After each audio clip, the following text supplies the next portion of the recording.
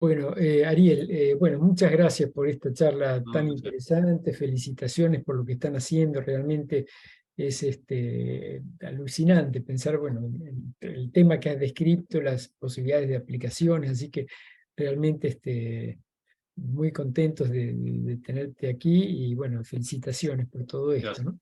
Yo te quería preguntar, bueno, ustedes aquí están trabajando precisamente, acabas de mencionar el tema del dispositivo para, digamos, el tratamiento en casos de glaucoma y bueno, las pruebas que están haciendo. Pero, por ejemplo, en Argentina, ¿cómo está el tema de nanotecnología? Además de esto, por ejemplo, la fabricación de dispositivos, ¿tenemos en Argentina algo de esas cosas o cómo estamos Sí, acá? sí. Digamos, hubo una iniciativa de nanotecnología en los principios del 2000, en el cual justamente me sumé a esa iniciativa, y casi como que había un gran grupo de gente que ya hacía algo de nanociencia, no sé si llamarlo nanotecnología por la definición que di hoy, sino que en realidad efectos, ¿no? En el grupo de INTEC, por ejemplo, de gente de semiconductores, ¿no? La gente de Coropec y Arce, viniendo del Balseiro. Después, la gente de Balseiro, por ejemplo, con Hernán Pastoriza también, ellos incluso decían que hacían nanociencia, pero en el fondo hacían también nanotecnología porque fabricaban sus propios, si quieren, laboratorios de medición con tecnología MEMS para hacer sus propios instrumentos y poder hacer nanociencia. Eso en el Balseiro, digamos, en la CONEA en Bariloche. Y después otro grupo de CONEA en San Martín, Constituyentes, con Alberto Lamaña, que fue un poco también un precursor de todo esto de nanotecnología en Argentina, donde desde mucho MEMS, ¿por qué? Porque eran lo que le pedían desde la CONAE, de tratar de hacer microcohetes o micro dispositivos para cohetes. Entonces ahí se desarrolló y ahí se formaron bastante, bueno, subsidios, y con eso también nosotros aprovechamos esos subsidios para hacer nuestro laboratorio. Y bueno, y hoy en día está la Fundación Argentina de Nanotecnología, que de una forma nuclea lo que es capacitación, lo que es divulgación, lo que es el mapa de nanotecnología en Argentina. Incluso hay un atlas interactivo en la misma página de la Fundación Argentina de Nanotecnología, donde uno puede ver en todo el país todos los grupos que están relacionados con nanotecnología o nanociencia. Así que está, digamos, bastante desarrollado desde ese punto de vista. Mira, yo he visto que se fabrica en las empresas, así como está Electrometalúrgica Andina en San Juan, que es una fábrica de ferroaleaciones, y se fabrica también acá en Mendoza, la empresa que antes se llamaba Stein Ferroaleaciones, está la fabricación del silicio metálico. Ese silicio metálico tiene un mínimo de 98% de pureza en silicio. Entonces la pregunta va, ¿cuánto falta desde ese punto para usar en electrónica? Bueno, yo no sé si tengo la respuesta a un tema tan particular. A lo sumo puedo, si quieren, como se me ocurren dos ejemplos opuestos o en los dos extremos, ¿no? En el cual entonces les dejo la respuesta, que algo en el medio seguramente es la respuesta correcta. Para no ser presuntuoso ni sé la respuesta a eso. Ahora, entre esos dos ejemplos que veo es cómo se fabrica un transistor en su casa. Entonces, ahí pongo un ejemplo práctico, es decir, que no es difícil hacer un transistor o un microtransistor. Incluso la técnica de litografía nos permite, la verdad que nosotros hacemos litografía de forma muy casera. Con cualquier impresora hoy en día de alta resolución, uno puede hacer un microtransistor, porque simplemente uno tiene suficiente resolución o teniendo acceso a un microscopio electrónico de barrido, uno puede hacer una fotomáscara a escala micro, ¿sí? Y hacer un transistor.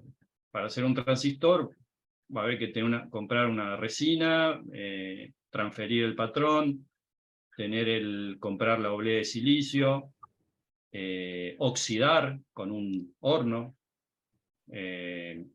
comprar los químicos que se compran, el dopado también, es lo que he visto de dopar en una casa, decía, con boro, fósforo, un reactorcito, en la propia casa. Yo no digo eso que sé que lo haga cada uno, pero por las cuestiones de seguridad. Ahí está el tema, las cuestiones de seguridad y la gran escala.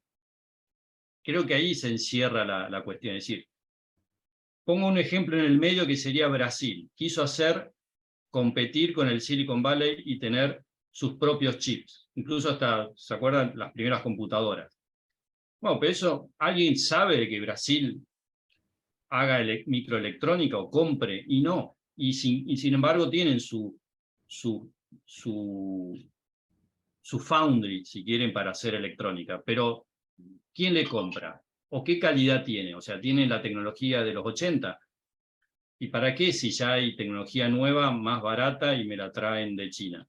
Y ahí viene entonces el otro ejemplo, el otro contraejemplo. El mismo Silicon Valley o el mismo Apple fabrica en China, no fabrica en el Silicon Valley, que es más caro, ¿sí? Los obreros son más caros, y lo hace todo en China. Entonces me parece que la respuesta, no sé dónde está, si te lo hacemos nosotros, como el del video en YouTube, o como Apple, que tercerizamos eso y lo que nos importa es el diseño. Y ahí me parece que es lo barato, ¿no? Es decir, bueno, lo que es la simulación o la utilización de conocer los simuladores y entender toda esta tecnología como una película y después ir como nicho, es decir, podemos hacer esta válvula para el glaucoma con esta especie de proceso que lo tenemos en mi laboratorio, pero porque vamos a hacer 1000 válvulas nada más por mes. Si necesitáramos 100.000, tendríamos que tener, bueno, una estructura más grande, pero antes de llegar a las 100.000 tendríamos que tener el mercado que nos compre 100.000. No sé, me parece que va por ahí, pero en el fondo los pasos se pueden hacer. Si lo hace alguien en YouTube, pero bueno, lo dejo abierto así por este tema de la escala, ¿no?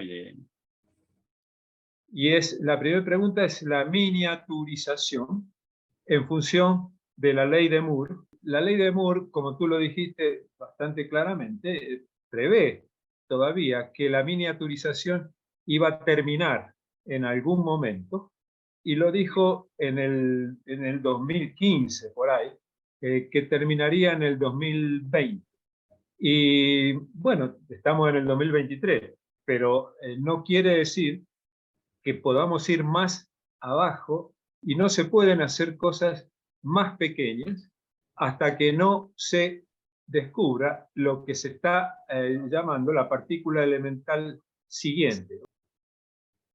Bueno, con respecto a la ley de Moore, entiendo que la aplicación o el objetivo de la ley de Moore, en el fondo, más allá de buscar sí o sí la escala, sino que esto se ha venido dando, no sé si es causa o consecuencia, pero en el fondo la verdadera utilidad de la ley de Moore es que la industria es sincronizar los tiempos entre el descubrimiento y la aplicación y comercialización, es decir, dar suficiente tiempo a la industria a absorber los conocimientos científicos, aplicarlos, comercializarlos y poder tener una rentabilidad que haga de reinversión a la investigación de la nueva escala. Hay veces que, ¿por qué uno se desarrolla por sobre otra? A veces casi una cuestión comercial y de factibilidad o de ganas que le pusieron en su momento, ¿no? Ese es, creo que imposible de predecir. Bueno, gracias, Ariel. Vamos a darle la palabra a Alicia Seltzer. Bueno, muchas gracias. Fabio, excelente tu Gracias, Alicia. muchísima información y muy interesante.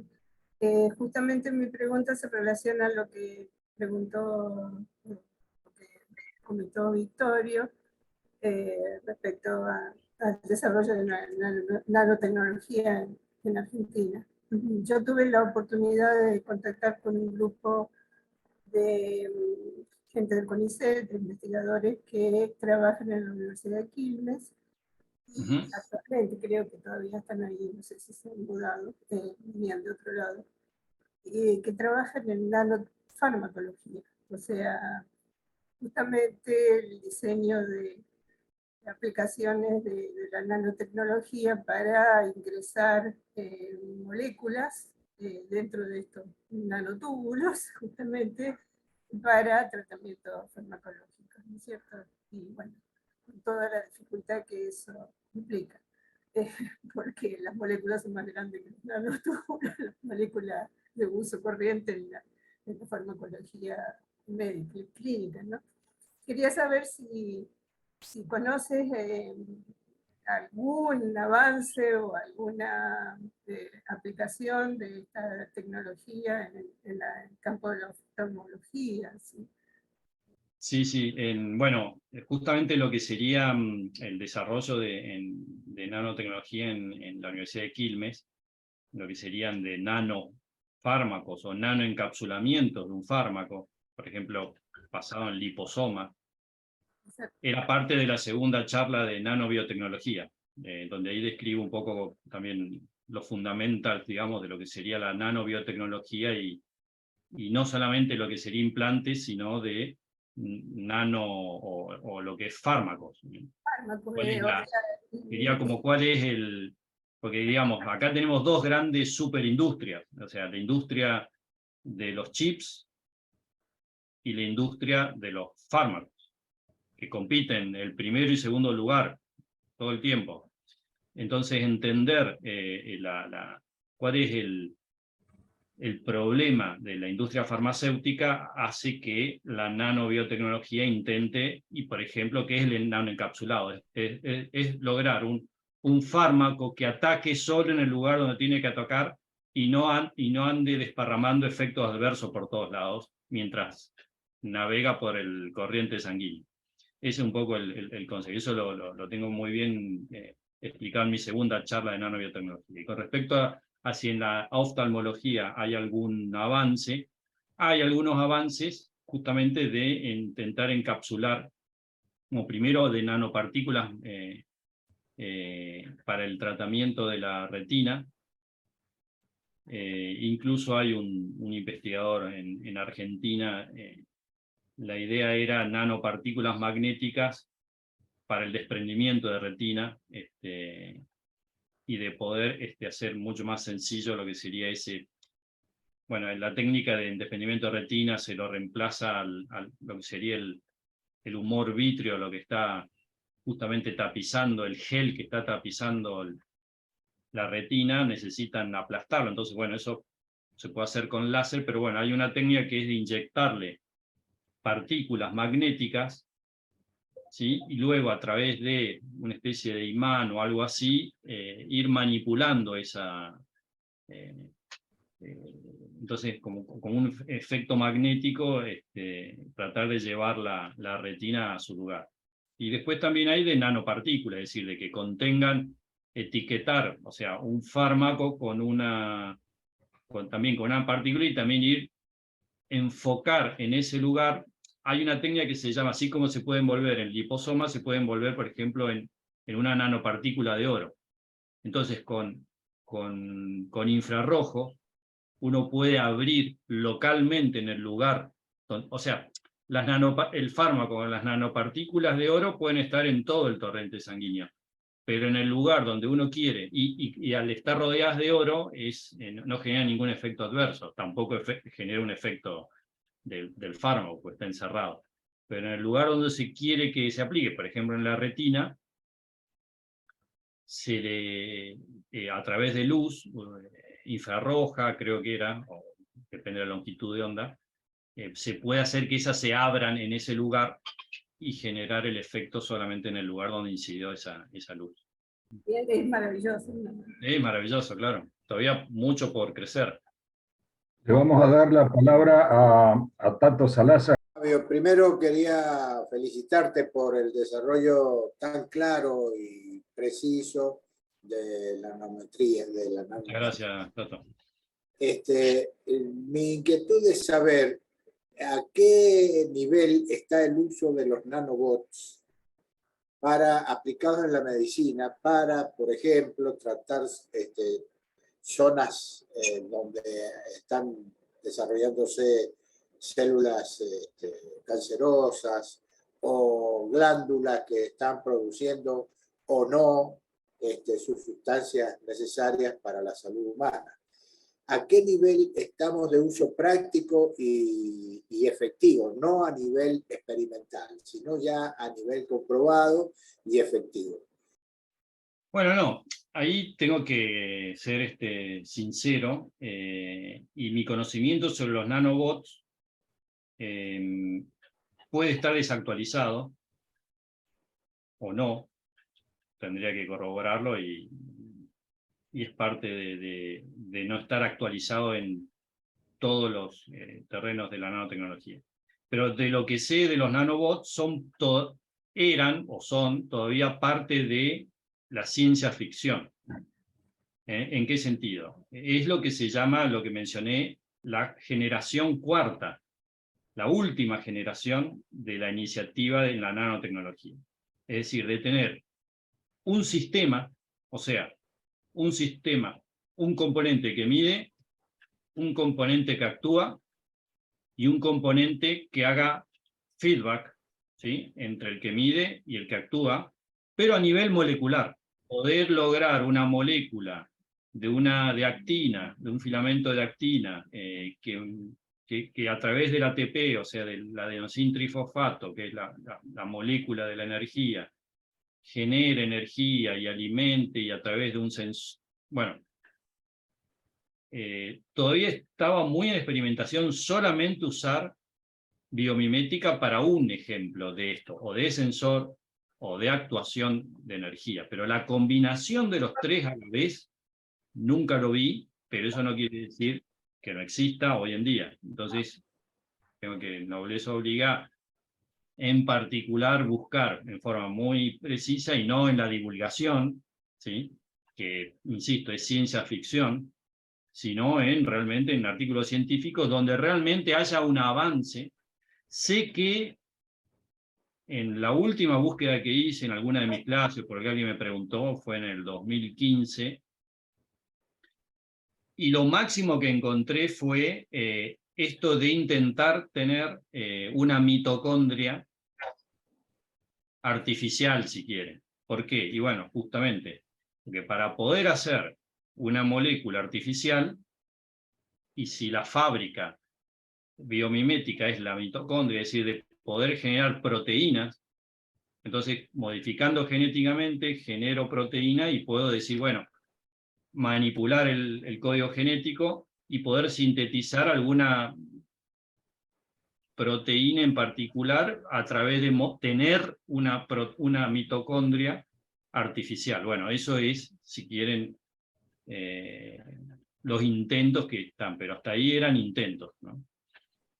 Por lo tanto, los nanobots, por lo que sé y lo que no he buscado, siguen ciencia ficción. He leído que los británicos están por anunciar algunos avances extraordinarios al respecto. Pero no he logrado, digamos, entrometerme concretamente dónde, cómo, etc. Sino esas noticias que aparecen en las difusiones científicas, así por arribita. Bueno, te agradezco mucho. No, por favor. Muchas gracias. Agradezco también a la Facultad Regional Mendoza de la UTN por todo el apoyo que nos brinda, y lógicamente el mayor agradecimiento es para el doctor Fabio Ariel Warlier. Muchas gracias y un aplauso para todos. Por favor. Gracias a ustedes.